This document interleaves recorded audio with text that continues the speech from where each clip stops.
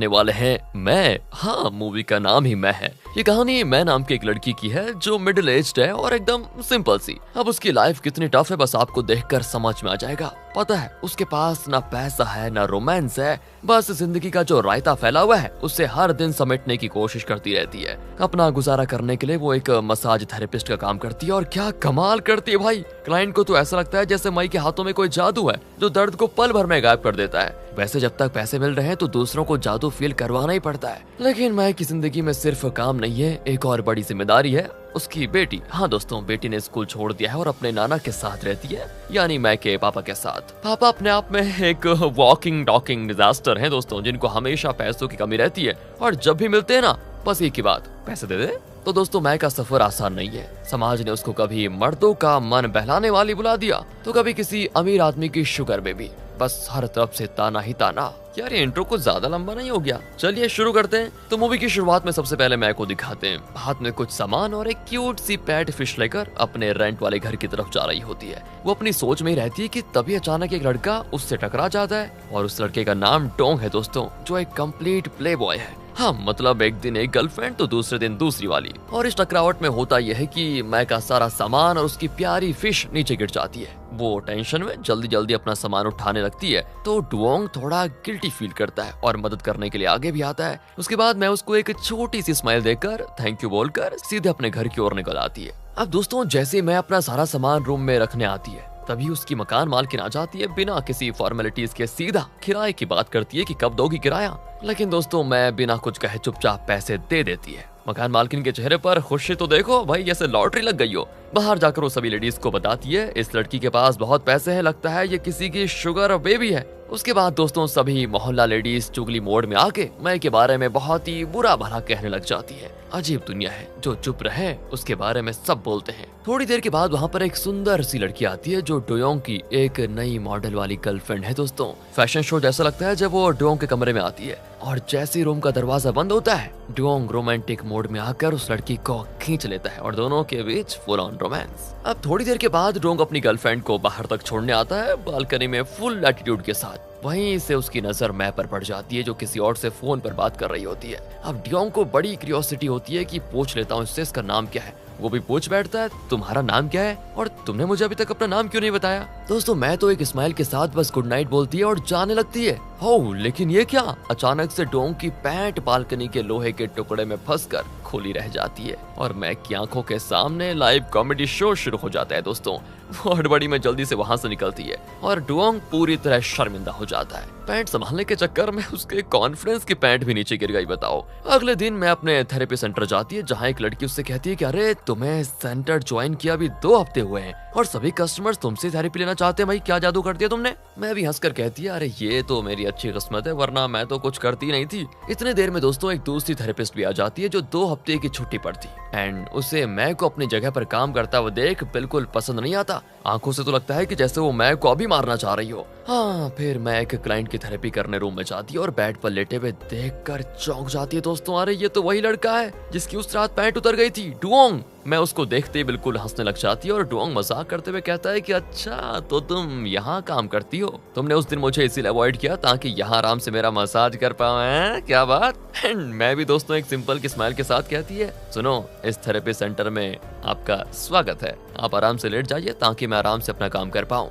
दोस्तों डुओंग भी मसाज के लिए बिल्कुल तैयार हो जाता है एंड साथ ही एक चीकी स्माइल के साथ फिर से मैं से उसका नाम पूछ बैठता है लेकिन मैं का जवाब एकदम फिल्मी स्टाइल में आता है, मेरा नाम मेरे टिप पेपर पे लिखा है। और ये सुनकर डुओंग हल्का सा शर्माता भी है। अपना नाम बताता है वो पहले और मसाज होती है फिर शुरू। और फिर मसाज के दौरान हंसी मजाक का सिलसिला चलता ही रहता है और धीरे धीरे डुओंग के दिल में मैं के लिए कुछ फीलिंग्स आने लग जाती है। अब ये नए इमोशंस वो अपने दोस्त के साथ शेयर करता है तो उसका दोस्त तो मजाक उड़ाकर कहता है कि माना तुम प्ले बॉय हो, गर्लफ्रेंड्स बनाना तुम्हारे लिए आम बात है, लेकिन वो लड़की एक मसाज थेरेपिस्ट है, उसे हासिल करना कोई आसान काम नहीं होगा। बस दोस्तों ये बात डुओंग को थोड़ी चुभ जाती है और अपने ईगो को बूस्ट करने के लिए वो अपने दोस्त से पैट लगाता है कि चल देखते हैं मैं मैक को हासिल करके रहूंगा देखियो। डोंग का मिशन शुरू हो जाता है। अब वो रोज किसी न किसी बहाने महक का पीछा करता ही रहता है, उससे बात करने की कोशिश करता है और रोज थेरेपी सेंटर चला जाता है बस ये देखने के लिए कि मैं उसको देख पाऊं। वैसे तो वो उससे फ्लर्ट करने की फिराक में होता है, लेकिन दोस्तों मैं फुल ऑन प्रोफेशनल मोड में रहती है, उसकी किसी भी बात का जवाब नहीं देती। एंड इन सब के बीच मैं की कॉलोनी की औरतें अब भी उसके पीछे पड़ी रहती है। वो हमेशा मैं के बारे में पूरा भला कहती रहती है, जैसे उनका और कोई काम ही ना हो लाइफ में।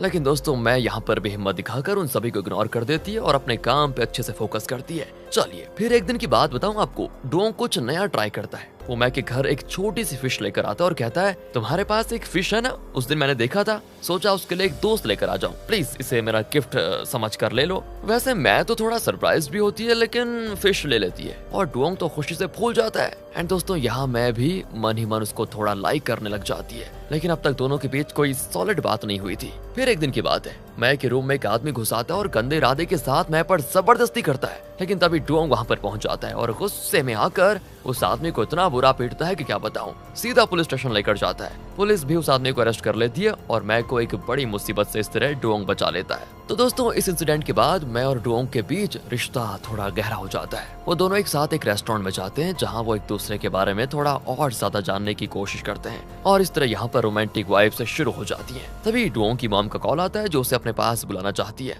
लेकिन डोंग साफ मना कर देता है क्योंकि अब उसके दिमाग में कुछ और ही चल रहा है दोस्तों।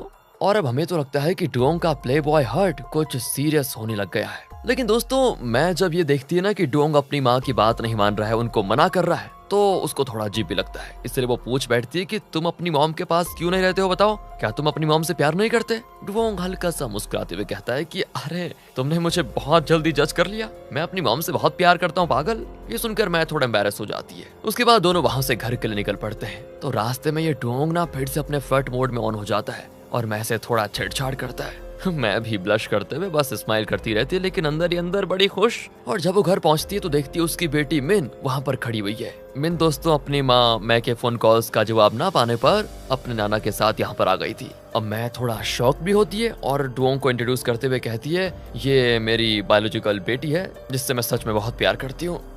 लेकिन दोस्तों सरप्राइज तो यहाँ पर डोंग भी होता है, लेकिन यहाँ पर कुछ नहीं कहता। उसके बाद वो सीधे अपने घर चला जाता है और जब मैं अपने पापा से मिलती है तो उसे पता चल जाता है कि उन्होंने अब तक अपनी गैम्बलिंग की आदत नहीं छोड़ी। इस बार भी वो पैसे हार चुके हैं और मैं से उधार चुकाने के लिए पैसे मांगते हैं दोबारा। एंड मैं का गुस्सा छोटी सी वोल्केनो की तरह फटने लग जाता है, लेकिन पापा के सॉरी बोलने पर वो फिर उन्हें $2500 दे देती है। लेकिन हाँ इस बार वो अपने पापा से प्रॉमिस करती है कि फिर कभी ऐसा नहीं करेंगे पापा, आप याद रखना। एंड उसकी बेटी मिन वहाँ से जाने से पहले अपनी माँ को एक इम्पोर्टेंट बात कहती है, मॉम आपको अब आगे बढ़ना चाहिए, कब तक आप डैड की बुरी यादों के साथ जीती रहेंगी, प्लीज मूव ऑन करो, खुश रहो, मुझे आपकी खुशी में अपनी खुशी मिलेगी। ये कहकर मिन चली जाती है दोस्तों, लेकिन मैं के दिल में गहरा असर छोड़ जाती है। कुछ दिन के बाद डोंग अपने दिल की बात मैं के सामने रख देता है। वो कहता है शायद तुम्हें पता नहीं लेकिन मैं बहुत रिच हूँ और ये देखकर ही लड़कियां मेरे पीछे भागती हैं, लेकिन तुम सबसे अलग हो और इसी वजह से मैं तुम पर फिदा हो गया हूँ, सच बता रहा हूँ। मैं भी धीरे से मुस्कुराते हुए कहती है मैं भी तुमसे प्यार करने लगी हूँ, तुम एक अच्छे इंसान लगते हो।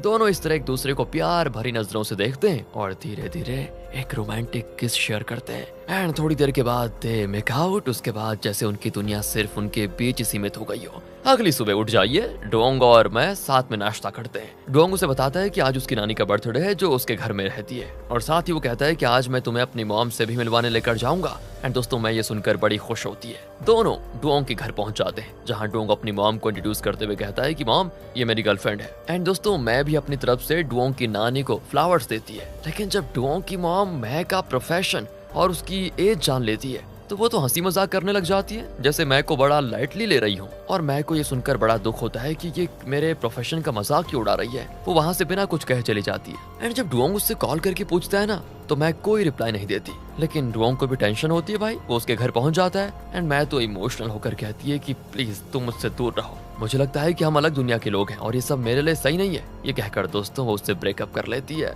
एंड मैं की बेटी मिन जब ये बात सुनती है तो उसको भी थोड़ा दुख हो जाता है। वो सीधे डोंग से मिलने पहुंच जाती है और कहती है मैंने अपनी मॉम को इतने दिनों के बाद खुश देखा था और तब मैं भी बड़ी खुश थी। लेकिन अब जो हो रहा है वो देखकर मुझे बहुत बुरा लग रहा है। प्लीज एक बार और कोशिश करो ना, शायद मॉम मान जाए। ये कहकर मिन तो चली जाती है, लेकिन डुओंग के दिल में एक नई उम्मीद जगा देती है। अब अगले दिन दोस्तों मैं ना अपने थेरेपी सेंटर की जॉब छोड़ देती है और दुखी होकर अकेले बैठी होती है। उसका मन बड़ा उदास होता है, जैसे उसकी दुनिया खत्म हो गई हो। तब वहाँ पर डुओंग आता है, उसके हाथ में गिफ्ट भी होता है और मुस्कुराते हुए मैं से कहता है, मैं तुम्हारे लिए अपनी मेहनत के पैसे से एक गिफ्ट लेकर आया हूँ, प्लीज मना मत करना, क्योंकि मैं तुमसे बहुत प्यार जो करता हूँ, मुझे बस थोड़ा टाइम दो, सब ठीक कर दूंगा मैं। एंड फिर डुओंग अपने हाथों से मैक को एक चेन पहना देता है और उसके सामने एक रिंग रखता है। ये देखकर दोस्तों मैं बड़ी इमोशनल हो जाती है, उसके आंसू निकल आते हैं, लेकिन इस बार खुशी के आंसू होते हैं और वो अपने प्यार का इजहार करते हुए कहती है, प्लीज आज के बाद मुझे कभी छोड़ के मत जाना। दोनों के दिल मिल जाते हैं और वो खुशी से भर जाते हैं। उसके बाद डुओंग और मैं लॉन्ग ड्राइव पर मस्त एंजॉय करते हैं। दोनों अपने साथ के पलों को जीते हुए बड़े खुश रहते हैं। उसके बाद डुओंग फिर से मैं को लेकर अपनी मॉम के पास जाता है, ये सोचकर कि इस बार सब कुछ ठीक हो जाएगा। लेकिन दोस्तों वहाँ मैं देखती है कि उसकी बेटी मिन पहले से डुओंग की मॉम के पास बैठी हुई है। ये देखकर मैं तो पहले बहुत सरप्राइज होती है और सोच में पड़ जाती है कि मिन यहाँ पर क्या कर रही है। फाइनली दोस्तों डुओंग की मॉम मैं से सॉरी बोलती है कि बेटा देखो, मुझे तुम्हारे साथ ऐसा नहीं करना चाहिए था, तुम एक बहुत ही अच्छी लड़की हो। ये बात मुझे अब समझ में आई। फिर वो मैं की बेटी के स्टडी के लिए एडमिशन कार्ड दिखाती है, जिसको देखकर मैं का चेहरा खुशी से चमक जाता है। उसकी आंखों में आंसू आ जाते हैं दोबारा और वो रोते हुए थैंक यू बोल देती है। ये सब कुछ देखकर डुओंग भी बड़ा खुश होता है और अपनी मॉम के पास जाकर बैठ जाता है। तब उसकी मॉम फिर से एक अजीब बात कह देती है। वो मैं से कहती है, मुझे पता है तुम अपनी बेटी से बहुत प्यार करती हो और उसी तरह मैं भी अपने बेटे से बहुत प्यार करती हूँ, प्लीज मेरे बेटे से ब्रेकअप कर लो। मैं तुम्हारी बेटी को पूरी जिंदगी प्यार करूंगी और उसकी स्टडी का सारा खर्चा भी उठाऊंगी। दोस्तों ये बात तो किसी ने भी एक्सपेक्ट नहीं की थी, मैंने भी नहीं। डुओंग का गुस्सा आसमान पर आ जाता है, वो बिना कुछ कहे चला जाता है कि मॉम ने ये क्या कह दिया। लेकिन तभी मैं के पापा वहाँ पर आ जाते हैं। वो आते ही एक बहुत बड़ा राज खोलते हैं। मैंने तुमसे एक बहुत बड़ी बात छुपाई है जो सिर्फ डुओंग की फैमिली को पता है। जब तुम छोटी थी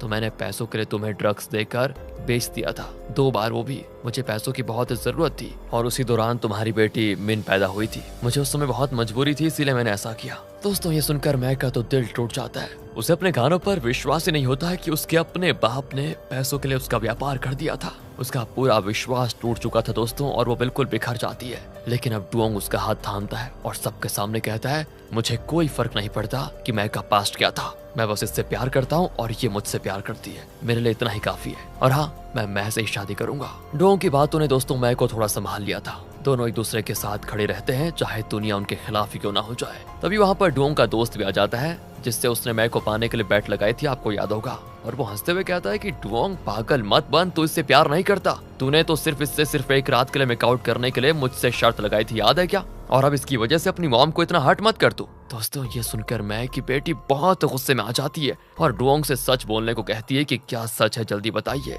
डुओंग कुछ बोलता है इससे पहले उसकी मॉम की तबीयत खराब हो जाती है और सभी लोग फिर उन्हें हॉस्पिटल लेकर जाते हैं। ये सारा ड्रामा देखकर मैं तो डिसाइड कर लेती है कि वो अब डुओंग से शादी नहीं करेगी। वो नहीं चाहती कि उसकी वजह से डुओंग की मॉम को और तकलीफ हो। हॉस्पिटल के बाहर मैं डुओंग से कहती है, देखो हमें ब्रेकअप कर लेना चाहिए, शायद हम इस जन्म में एक साथ हो ही नहीं सकते, लेकिन हाँ हमारा प्यार हमेशा जिंदा रहेगा। डुओंग ये सुनकर टूट जाता और बहुत ज्यादा रोता भी है। तो मैं उसे समझाते हुए कहती है, देखो तुम अपनी मॉम की पसंद की लड़की से शादी कर लो, मुझे विश्वास है कि तुम हमेशा उसे खुश रखोगे। एंड दोस्तों वो अपने आंसू छुपाते हुए उससे दूर जाने का फैसला लेती है। इसके बाद मैं एक लेटर लिखकर डुओंग को अपने फैसले के बारे में बताती है और शहर छोड़कर कहीं दूर नई जिंदगी की शुरुआत कर लेती है। लेटर में वो लिखती है कि तुम्हारा प्यार पाके मेरी जिंदगी पूरी हो गई, थैंक यू डुओंग मुझे इतना प्यार करने के लिए। अब तुम भी अपनी लाइफ में आगे बढ़ो और अपनी मॉम को खुश रखो। कहानी के अंत में दोस्तों 4 साल के बाद का सीन दिखाते हैं। मैं अब एक सफल बिजनेसमैन बन चुकी है। एक दिन उसके होटल रुकने के लिए डुओंग अपनी वाइफ और मॉम के साथ आता है। उसकी वाइफ प्रेग्नेंट होती है और मैं उनको देखकर मुस्कुराती है और डुओंग को बधाई भी देती है। कहती है, मैं बड़ी खुश हूँ कि तुमने अपनी जिंदगी फिर से शुरू की। जितना दोस्तों मैं बिछड़ने के लिए दुखी थी, अब वो डुओंग को आगे बढ़ता हुआ देखकर उतनी ही खुश होती है। उसका सिर्फ एक ही सपना था, डुओंग को खुश देखना। दोनों एक दूसरे को नजर भर देखते हैं, लेकिन अब उनका रास्ता अलग है, रिश्ते अलग हैं। और इसी के साथ ये कहानी यहाँ पर खत्म होती है। दोस्तों अगर आपको ये वीडियो अच्छी लगी हो ना तो लाइक जरूर कर दीजिए यार, क्योंकि मुझे बहुत मजा आया इसमें। मिलते हैं आपसे अगली वीडियो में, ध्यान रखेगा अपना and finally thanks for watching.